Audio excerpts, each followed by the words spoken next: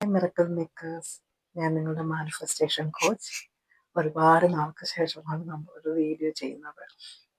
നിങ്ങൾക്ക് എല്ലാവർക്കും അറിയാമല്ലോ, ഞാനൊരു നേഴ്സാണെന്നുള്ളത്. അപ്പോൾ എൻ്റെ ഡ്യൂട്ടി ഷെഡ്യൂളും വീടും എല്ലാം കഴിഞ്ഞിട്ട് യൂട്യൂബിന് വീഡിയോസ് ചെയ്യുക, അതേപോലെ തന്നെ ക്ലാസ്സസ് ഉണ്ട്.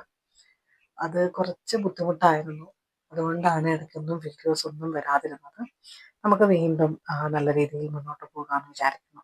അപ്പോൾ നമ്മുടെ ചാനൽ സബ്സ്ക്രൈബ് ചെയ്ത 1100 പേരാണെന്ന് തോന്നുന്നുള്ളത്.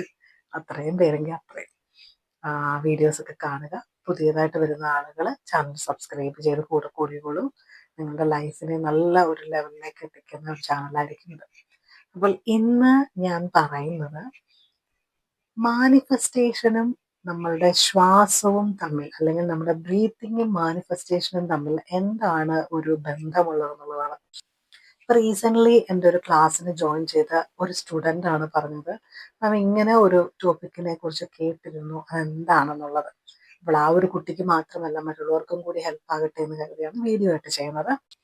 നമ്മൾ ബ്രീത്തിങ് എന്ന് പറയുന്നത് എന്താണ്? നമ്മുടെ ഉള്ളിലേക്ക് പ്യുവറായിട്ടുള്ള ശ്വാസം, അതായത് ഓക്സിജനെ എടുത്തിട്ട് നമ്മുടെ ശരീരത്തിലെ ഇംപ്യൂർ ആയിട്ടുള്ള വേസ്റ്റ് ആയിട്ടുള്ള കാർബൺ ഡൈ ഓക്സൈഡിനെ പുറത്തേക്ക് വിടുന്നു.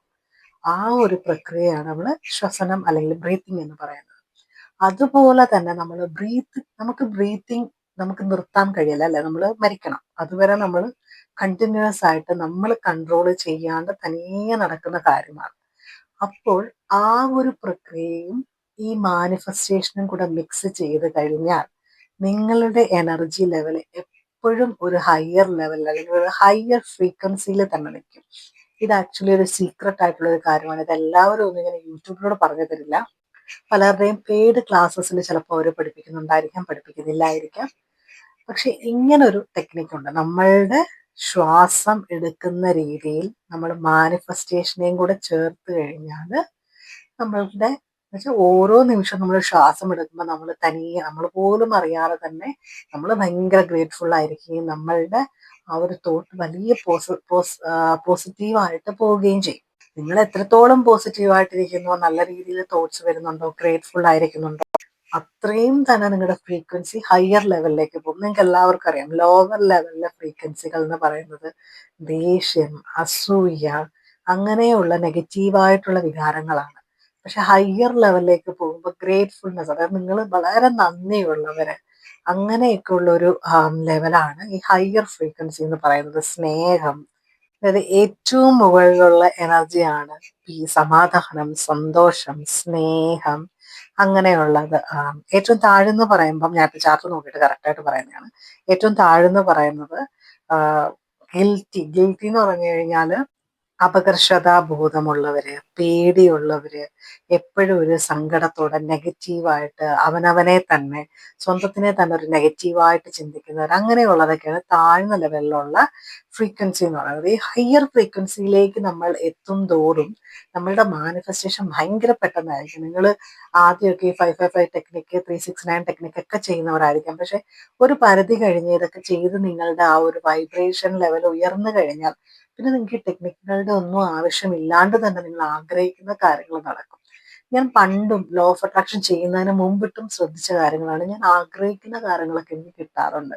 ഞാനെങ്കിൽ കുത്തിയിരുന്ന് പ്രാർത്ഥിക്കുന്ന കാര്യങ്ങളൊന്നും എനിക്ക് നടന്നിട്ടില്ല. പക്ഷെ ജസ്റ്റ് ചിലപ്പോൾ ചില കാര്യങ്ങൾ, ചിലപ്പോൾ ഇപ്പോൾ ഒരു വണ്ടി അതിനെ കണ്ട് ആഗ്രഹിച്ചു കഴിഞ്ഞാൽ ചിലപ്പോൾ ഞാനത് അത് ആഗ്രഹിച്ചു കഴിഞ്ഞാൽ ഞാനങ്ങ് വിട്ടു. അതൊരു ലെറ്റ് ഗോ ആണെന്നൊന്നും എനിക്കറിയത്തില്ല. ആ ഒരു സമയത്ത് നമുക്ക് ഇതിനെക്കുറിച്ചുള്ള ഒരു വിവരം ഇല്ലാത്ത സമയമാണ്.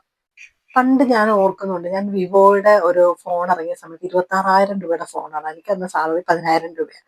അപ്പോൾ ആ ഒരു ഫോൺ എനിക്ക് എടുക്കണമെന്ന്, അതിൻ്റെ ഫോൺ എടുക്കാനുള്ള ആഗ്രഹത്തിന്റെ കാര്യം അതിൻ്റെ സൈഡ് എന്ന് പറഞ്ഞു കഴിഞ്ഞാൽ ഇങ്ങനെ സ്ലോപ്പായിട്ട് ഇങ്ങനെ ഇരിക്കുന്നത്, വെച്ചാൽ സ്ട്രെയിറ്റ് അല്ല ആ ഫോണിന് രണ്ട് സൈഡും.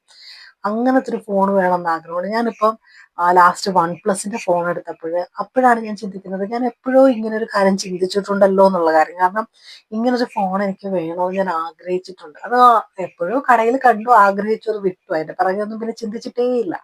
അതിന്റെ ഒന്നും ബാക്കിലുള്ള സയൻസ് ഒന്നും അന്ന് അറിയത്തില്ലായിരുന്നു. പക്ഷേ ഈ ലോ ഓഫ് അട്രാക്ഷൻ പഠിച്ചു കഴിഞ്ഞ് പിന്നിലേക്ക് പോയി നോക്കിയപ്പോഴാണ് പല കാര്യങ്ങളും ഞാൻ ആഗ്രഹിച്ച കാര്യങ്ങൾ എൻ്റെ ലൈഫിൽ ഒരുപാട് നടന്നിട്ടുണ്ട്. അപ്പൊ പറഞ്ഞു വന്നതെന്ന് വെച്ച് കഴിഞ്ഞാൽ ഇങ്ങനെ ടെക്നിക്കുകളൊക്കെ നമുക്ക് ആദ്യം ചെയ്യുന്നത് നമ്മുടെ ഫ്രീക്വൻസി ലെവലിനെ ഉയർത്താനാണ്. ഇപ്പൊ 21 ദിവസം അല്ലെങ്കിൽ 28 ദിവസത്തെ ക്ലാസ്സിന് ജോയിൻ ചെയ്തിട്ട് പറയുന്ന കാര്യങ്ങളൊക്കെ ചെയ്തു കഴിഞ്ഞ് കുറച്ച് ദിവസം കഴിഞ്ഞിട്ട് എന്ത് ചെയ്യും, ഈ ഇറക്കങ്ങൾ 28 ദിവസം കഴിയുമല്ലോ, ആ 28 ദിവസം തന്നെ കഷ്ടപ്പെട്ടിട്ട് ചെയ്യുന്നവരാണ് എനിക്ക് കൂടുതൽ ആളുകൾ. ഞാനങ്ങ് പുഷ് ചെയ്തിട്ടാണ് ഇവരെ കൊണ്ട് ചെയ്യിപ്പിക്കുന്നത്.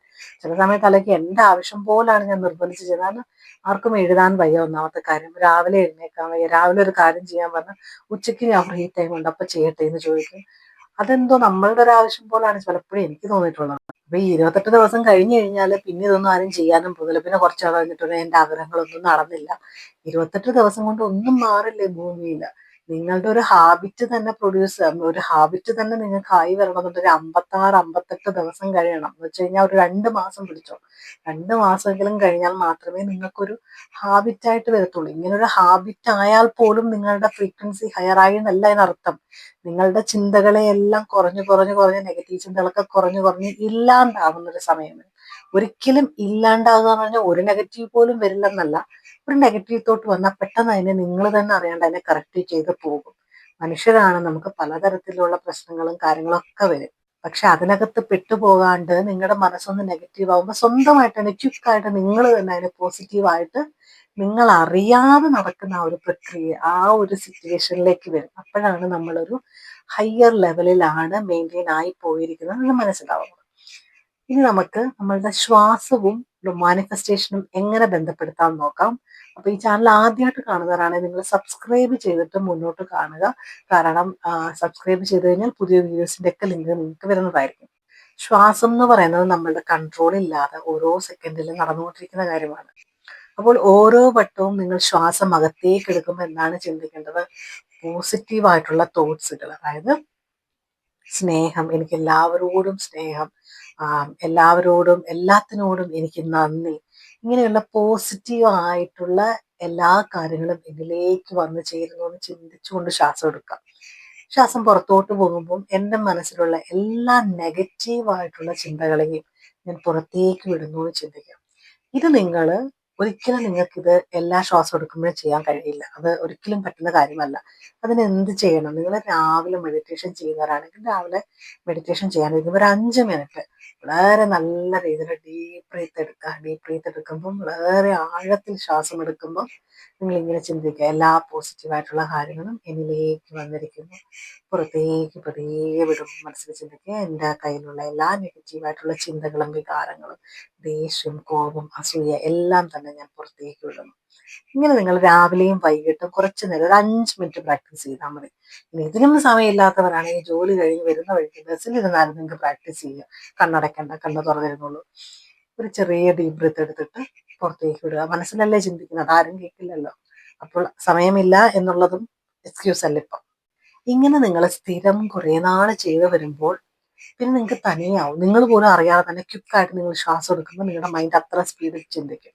അങ്ങനെ ആ ഒരു ലെവലിലേക്ക് എത്തുമ്പോൾ നിങ്ങളൊന്ന് ആലോചിച്ച് നോക്കിയേ, ഏതൊരു സെക്കൻഡും നിങ്ങൾ ശ്വാസം എടുക്കുമ്പോൾ നിങ്ങൾ ഇങ്ങനെ പോസിറ്റീവായിട്ട് ചിന്തിച്ചുകൊണ്ടിരിക്കുക. അപ്പൊ നിങ്ങൾ എന്ത് ചെയ്യും? നിങ്ങളുടെ വൈബ്രേഷൻ അല്ലെങ്കിൽ നിങ്ങളുടെ ഒരു ഫ്രീക്വൻസി അത് എപ്പോഴും ഹയർ ആയിട്ട് തന്നെ മെയിൻറ്റെയിൻ ആയിട്ട് ചെയ്യും.